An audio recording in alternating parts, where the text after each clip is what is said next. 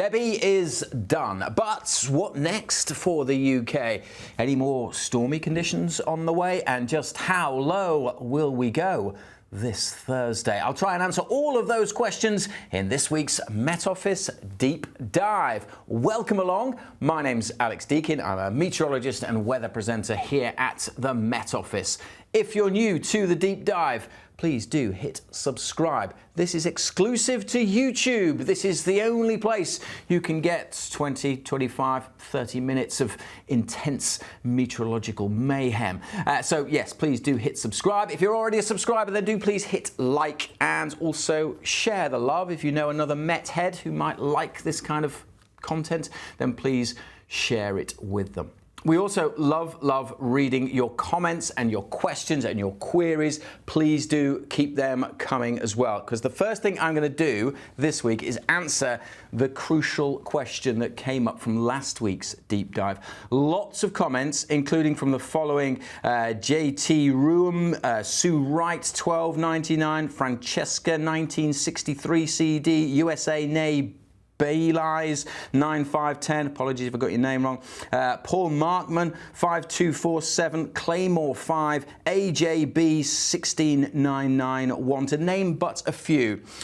I can confirm that Alex Burkhill's baby has still not arrived. So that is the breaking news. But thank you for all your congratulations. There were lots of other comments in the comments section last week about that as well. I know that Alex read them all and is very appreciative. So please keep your comments coming in and make sure you tune in next week for the latest update on Alex Burkhill's baby. But yeah, not here yet. Okay, we'll move on from maternity and get on to the meteorology, but we're going to start with a birth in some ways, the birth of Storm Debi, because this is the satellite sequence over recent times. And just keep your eye on this stream of cloud heading up from the south. And just look at this little feature here. That's springing out of that massive cloud is Storm Debi, turning into a big swirl as it crossed the UK and headed out into the North Sea, 24 hours ago. Really intense storm across the Republic of Ireland in particular. Let's look at that again. Big swirl, old mature area of low pressure out in the Atlantic here. But just look at this. This was Sunday evening. This area of cloud you can just see coming out of here. Let's zoom in a little bit, because this is really... You can just see coming out of here this little swirl, this little hook. That is Debi as it really intensified. You can see the slight difference in colour there of those two clouds. This little area coming out, that's a swirl. That's a different conveyor belt of the colder air swirling and tucking round. That is the formation of a storm, a classic formation of a storm out in the Atlantic. Fast forward it a little bit further. Try and pause it there as it came into the Republic of Ireland. That little hook in there, that's where the strongest winds are as the low pressure dug down. The strongest winds is this little hook feature there. And if we let's just take it forward a couple of hours to there and zoom right in, because now you can really see that hook as the colder air is digging down behind that. That's where the strongest gusty winds were, and that's why Galway bore the brunt of this storm system, flooding 80,000 without power for a time across the Republic of Ireland as that storm system moved in. Knocked down all kinds of trees, caused some structural damage as well as those power outages as well. So that's why Met Éireann named this storm. They were amber. I think they had some red warnings in place for a time as well for some damaging gusts from this storm system. It then spread its way across into parts of the UK. So still a swirl in there, but it's just lost that peak intensity, but it still brought some very strong, in places, damaging gusts of wind across Northern Ireland, into Wales and into northwest England, bearing the brunt yesterday morning into the afternoon period, and then crossing its way out into the North Sea. But it still brought some strong and gusty winds as they bounced down the other side of the Pennines also. So Storm Debi moved through. It didn't affect all parts of the UK. Much of the south had fine and sunny conditions through most of Monday, and across northern Scotland, yeah, it was fairly cloudy, but the winds weren't strong. So Debi was a more focused storm, but it still brought some problems. These were the gusts that we saw from Storm Debi across the UK that we recorded from Gwynedd in Wales, County Down, the Republic of Ireland, to the coast of Lancashire, Cumbria, and also parts of West Yorkshire. Gusts 70 miles an hour or more. So it was a pretty intense storm. As I said, it didn't affect all parts of the country, but the areas it did affect, it brought some pretty gusty conditions. But Met Éireann named this storm, and you can see why when looking at that satellite picture with that hook and those damaging gusts and the problems that we've seen across Galway and even further east across Republic of Ireland. There were some pretty significant problems. Let's just stay on Storm Debi for a while. Just a couple of interesting stats. D, fourth letter of the alphabet. First time we've got to, or the earliest we've got to D in our storm naming system. Obviously, we start a new storm list from A in September, and we're already up to D, beating the previous record, which was from Storm Desmond back in 2015. And that was, I've got it in my notes here, the 5th and 6th of December 2015, Storm Desmond. So that had been the earliest time we'd got to D, but now we've broken that because D arriving in November for the first time. We've now had 6 storms since the start of August, so an unusually stormy spell across the UK for this time of year in particular. As for the E's, the earliest we've got to an E was, again, 2015. That was the season, that was our first season, the first full season where we named the storms, and that was our busiest because we got to K, we got to Katie in 2015, and that was also the earliest we got to E, which was Storm Eva back on Christmas Eve in 2015. So we've got until Christmas Eve to get to E to beat the E record if we're going to do that. But let's just focus on what we've seen so far. Say Storm Debi was a pretty powerful storm that's now heading its way across northern Europe. Less intense now, but still bringing some heavy rainfall. That's likely to be the big problem with this storm system as it moves its way across into Europe, bringing a lot of wet weather. It's not as intense now, it's lost its intensity, and the reason for that is actually the jet stream. You can see it quite clearly here. So the storm system now heading its way across Denmark into Germany, but bringing a lot of rain into parts of Germany as well. The jet stream is really quite active and south shifted. But notice it's kind of in a straight line, and it's actually reasonably consistent. It's quite powerful, the dark pinks in there.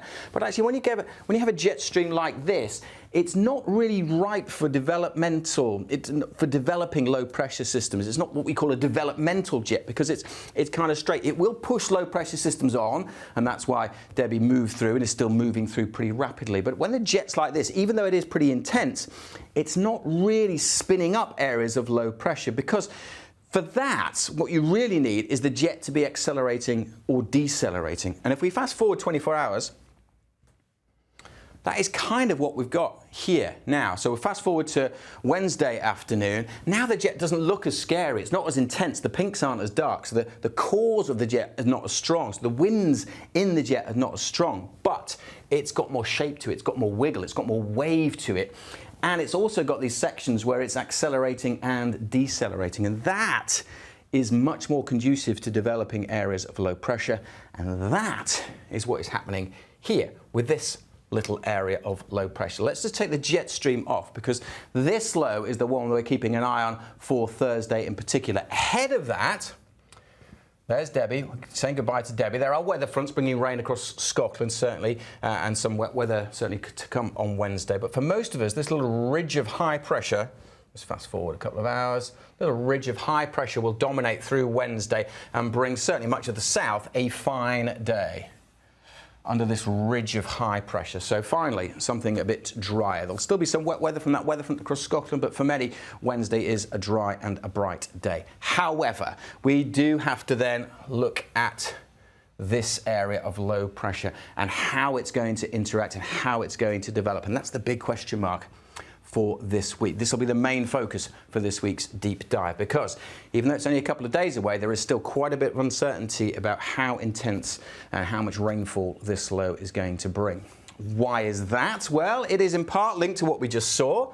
Let's zoom out and put the jet stream on. It's part to do with that undulating, accelerating, decelerating jet stream, and it's also in part to do with this other low pressure, which is further away, way out in the Atlantic.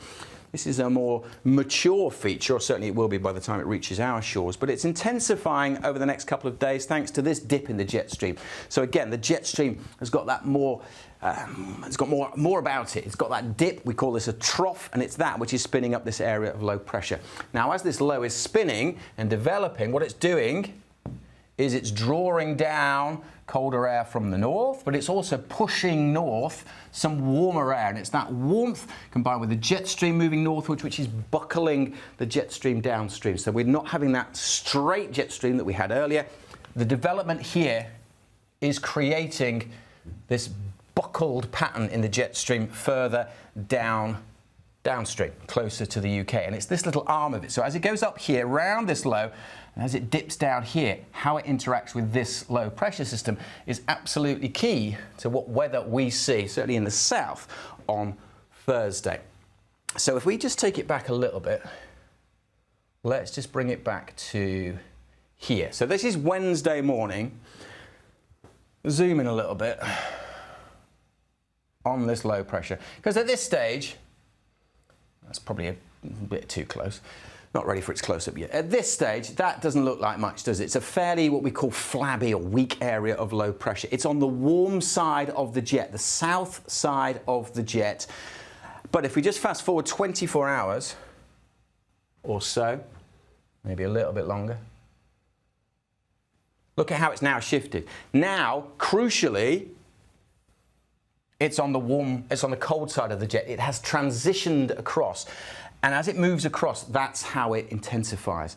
I did a deep dive on the, just check my notes there, 11th of July, all about the dynamics of jet streams and how they work. And this is now in what we call a left exit area of this jet stream. And because it's crossed, because it's jumped across, that is why it has intensified as it's moved its way up towards the UK. However, this is just one computer model, and they're not all in complete agreement. If this would happen, then would certainly bring a spell of very wet and windy weather across parts of the UK. But there is a bit of uncertainty about the position, and it's all tied in with all those complex dynamics. That first low, exactly how it intensifies the jet, how the jet moves in, and then exactly the timing of that low crossing the jet is absolutely crucial. I'm going to show you a graphic now which hopefully explains that a little bit. Apologies for the colour change here. We've gone from the pinks to the yellows here for the jet stream, and you can just about hopefully make out the UK is here. Now this is what we've just seen, because this is the Met Office model, the projection for the jet stream for 6 o'clock on Wednesday, and then every 6 hours, so midnight into Thursday, 6 o'clock Thursday morning, midday on Thursday, 6 o'clock Thursday, and then midnight Thursday into Friday. And it's showing what we've just seen with the jet fairly weak, fairly innocuous initially, but picking up this arm of the jet stream as it digs southwards, and that interacts with this low pressure, which is quite weak initially, but as it crosses, it intensifies, and particularly by this time frame, by the time we get to 6 o'clock on Thursday, there's a really active jet digging down here, and that's helped to pep up that area of low pressure, and it's moving right across southern parts of the UK. But compare that with the European model, and broadly speaking, it's very similar. It's got a similar setup, pretty weak jet, area of low pressure here. It's got an active part of the jet digging down here, but that part of the jet is nowhere near as strong by the time we get to Thursday, and as a result, the low also hasn't crossed it faster, so the low isn't as intense. I'm going to show that in a bit more detail now by comparing, direct comparison for 6 o'clock Thursday from the UK model compared to the European model. Again, broadly speaking, pretty similar. The pattern is very similar if you just kind of look at it, but the detail, the jet is much stronger here. The low has crossed the jet earlier, and so that low is much more intense than the one here in the European model. It's got a low, and it's just across northern France, but the jet, because the jet isn't as strong, because that low hasn't crossed it earlier, it's not as intense. So it's those subtle differences that make a big difference, because this is going to bring a spell of wet and windy weather to the UK. This one will probably just bring a few showers and not much in the way of wind at all on Thursday. So it's not quite all or nothing, but it's pretty similar to that. There's a big disparity between these two main model runs from the European model run and the Met Office model run. Now, fortunately, we don't just have to pick one of these two. That's why we have ensemble forecasts. That's, if you're a regular viewer to the deep dive or our 10-day challenge, you'll know what I'm talking about. Ensemble forecast, where you run the model many, many times, and that gives you a better idea. Rather than just having to pick one or two, you have a better idea. It gives you a more probabilistic look at weather forecast, or the chance of something happening. And that's more useful, particularly in this kind of situation. So that's what we've got here. plotted as something called a Dalmatian plot for obvious reasons. Now, this is back to the Met Office model. This is the previous run from 12 o'clock on Monday, and this is the most recent one at time of recording from midnight last night. And each of these purpley blue dots represents a position of the low. When you run the model many times, you get a different position of that low. Where is the center of the low? This one from midday yesterday has more of them south shifted. You can just about make out the UK there, hopefully, the blue background, the pale blue background. Has more of the lows actually running through the English Channel. The colour of those dots is important because that tells you how intense the low pressure, what the central pressure of the low is. That was the one at 12 o'clock, but by the time we got to midnight, actually, more of the computer models have now got it shifted further north, actually mostly into parts of South Wales. Still some of them just moving it through the channel, and some of them are deeper as well. The low pressure is lower, but down to 990 in some of these as well. So that's our computer model, Met Office computer model, just suggesting it's likely, it's moving towards that more intense and slightly further north. When we look at the European model, remember their deterministic one didn't have much of a low pressure. And if we go back even further, one more run, this is midnight Sunday into Monday, it's all over the place. It's got low pressure systems from the Humber, from the Humber all the way down to the Bay of Biscay, and quite a wide spread on its Dalmatian plot. By the time we got to midday yesterday, it's got more of a collective. Where's that low? Well, probably most likely somewhere in the Bay of Biscay. Some of them, though, are in South Wales, like the Met Office one. And it's not as strong, it's not as weak, because in the European model's mind, it's not crossing the jet stream early enough, so it's not as intense. So the central pressure isn't as strong. By the time we get to the most recent run, midnight last night, it's just shifting a bit further north. They are more clumped now, so again, that just builds a bit more confidence. There is going to be a low pressure. Exactly where? Still, it could be just across northern France, but it could also be across southern parts of the UK. So the European model is still further south from the UK model, but it is getting closer with time. So just different ways of comparing the computer models there.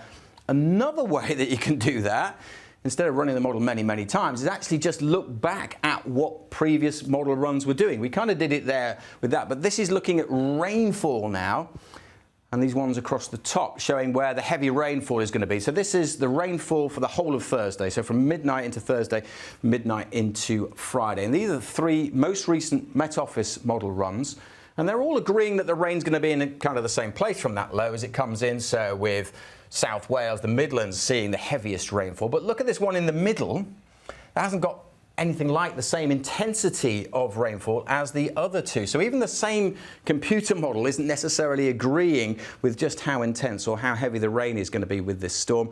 And of course, that bottom chart here is comparing the three main computer models using the global model from the Met Office, European model. So again, the heavy rain is in a similar position to the ones above across Wales and the Midlands, but the European model, because it's got that low pressure further south, the heaviest rain is further south across northern France and into Belgium. The American model there, much better agreement with the UK model, with our model. But just showing you can compare models in lots of different ways, and it's a bit of a minefield, and they're all basically giving us signals that there's not a lot of consistency. We are pretty confident there's going to be a spell of wet and windy weather across southern parts of the UK, but how much rainfall and how strong the winds are going to be, well, that is still open to a little bit of doubt. Right now, as I talk to you, about 50 yards that way, the supercomputer is churning away. So hopefully the midday run of the computer model will actually gauge some consistency, and we'll be a little bit more confident about Thursday's forecast. But basically keep tuned to the forecast for Thursday, because there is likely to be a spell of wet and windy weather across southern parts of the UK in particular. But just how low that pressure goes is still open to some doubt, as we've seen from the Dalmatian plots. Why is the low pressure, just how low we're going to get, why is that important? So you can see here that trend from the sort of browny purples here to the darker blues in this one, to the sort of mid-purple ones in here. And again, the colour of that Dalmatian plot determines the centre of the low. Why that's important is basically because how low the central pressure gets basically determines how strong, how intense it's going to be in terms of wind speed. And the reason for that is we can just draw a quick schematic diagram maybe here. I'll jump back to my GCSE art skills here. So if we imagine the background pressure is around 1,000 hectopascals or millibars. If you've got a low pressure center in here, that's at 850. Then you've got, if you draw isobars every 5 millibars, that's your, that's not right, is it? So that central pressure is 980. 980, 1,000 millibars here. This one, if you draw every 5 millibars, so that's your 985. That's your 990, that's your 995. But if the central pressure is lower, basically if you've got a 970 millibar, if the central pressure is 10 millibars hectopascals lower, then you're going to have more isobars before you get to that background. You're basically going to have 975, there's your 980, there's your 985, there's your 990, and there's your 995. So the distance between here and here is the same, but this one that's 970, you've got more isobars packed in. So you've got a much stronger gradient across here than you have across here. So the closer the isobars, the stronger the wind. So the deeper the low pressure, the stronger the winds are going to be compared to that background. Now this is obviously a bit of a schematic, but hopefully that shows you why the depth of the low is important in determining how strong those winds are going to be. Now just as a point of reference, well, let's look at the Met Office ones. The deepest ones we're seeing in here, these dark blue colours, are kind of 990 millibars in here. When you compare that to the previous storm, Storm Ciarán, that low pressure was 950 odd, and it actually broke the record for the lowest pressure recorded in England and Wales for November. So we're a notch higher than that. So that goes to show again, and we're not expecting the same kind of levels of wind from that, but still a pretty powerful storm, and of course it does depend on that background pressure as well. So just for comparison, not as deep as the previous storm, but with all that uncertainty about its exact position and exactly how much rain, exactly how much wind we are going to see. So that is the big question mark that is challenging our meteorologists and the great minds that are working upstairs. As I say, hopefully we'll have a bit more clarity and a bit more confidence in the forecast by the time we get to the end of play on Tuesday. So do keep up to date with the latest forecasts. So that's what's, as I say, occupying minds at the moment. What's going to happen on Thursday and this area of low pressure? Let's just put the rain and the winds on, because if the Met Office model is correct, you can see why we are keeping a close eye on it, because that is going to bring a spell of wet weather across southern parts of England and Wales on Thursday, and particularly as those isobars pinch together in there, some pretty gusty winds along the southern flank and through there. Now, of course, it could be a little further south, it could be a little further north, but the intensity and track of that low will determine where we're going to see the worst of the conditions. So that is why we do need to keep a very close eye on it, and that's why you need to keep up to date with the forecast. But whichever way you slice it, by the time we get to Friday, that low pressure system is clearing out of the way. So what does that mean after that? Well, actually, we've got another one of these little bumps, these little ridges of high pressure. And although there'll be a few showers around, let's take the winds off. For many, as we head into Friday, the weather looks like calming down again. And for many, it will be dry and fine. But what's this out in the Atlantic? Well, if it isn't our old friend, low pressure from earlier, the one that helped to push the jet stream north and intensify the previous area of low pressure, well, it's still there. It's still wiggling around out in the Atlantic, and it's this one that will bring us the wet weather as we head into the weekend. So if we just play through the sequence, these weather fronts marching in. So Friday's generally a dry and a fine day, but here comes low pressure. We'll see a spell of rain coming in And then we'll see more showers coming in behind it as well. Let's move right the way through to, there's Saturday night rain coming in. Sunday, plenty of showers coming in as that low pressure continues to dominate. So yes, no signs, certainly for the rest of this week and into the weekend, of the weather settling down. There'll be some fine days, Wednesday and Friday, looking pretty good for most parts, but that spell of wet and windy weather across the south on Thursday, and then most areas seeing rain as a band moves through, followed by heavy showers coming in for the weekend. Interesting, we had a question from Stephen Crosskey41, who commented on our week ahead forecast that Alex Deakin made yesterday. Because he was talking about the system coming on Thursday and how we're so unsure about it, not sure where the low is going to be and how strong the winds are and how heavy the rain is. And it's a really good question from Stephen Crosskey, who said, how can you have confidence in after that low pressure system if you don't know where that low itself is going to be? And it's a really good question, a really good point. Because normally, if you think about how much confidence you have in a forecast, the further ahead in time you go, the less confidence you have. And most of the time that is true, but sometimes it's not necessarily true. And we're pretty confident that this will happen at the weekend because all the models are in agreement that there's an area of low pressure coming in and it will bring a band of rain and it will bring some showers. So all the models are in agreement. Plus, this is not a developing system. That low pressure is kind of just, put the jet on, it's kind of just being pushed along by the jet. It's not really interacting with the jet stream. Whereas that other one, it's that key differential. It's that how is it going to interact with the jet? What time will it cross as to how intense it's going to get? This one isn't really having anything to do with the jet. Once it's formed out in the Atlantic back on Tuesday, out here, once it's formed, it then kind of departs itself from the jet stream and it just gets pushed along. And so most of the models are in agreement with how it's going to interact, and so that is the reason. So yeah, it's a good point, because most of the time you would be less sure about the weekend than you are about Thursday at this point in time. But this is one of those occasions where we're very confident that on the weekend we'll see a band of rain moving through and we'll see showers dominated by that area of low pressure. So a really good question from Stephen Crosskey. So do keep your questions coming in. As I say, we do read them all. We do love all your comments and all your questions around the Met Office Deep Dive.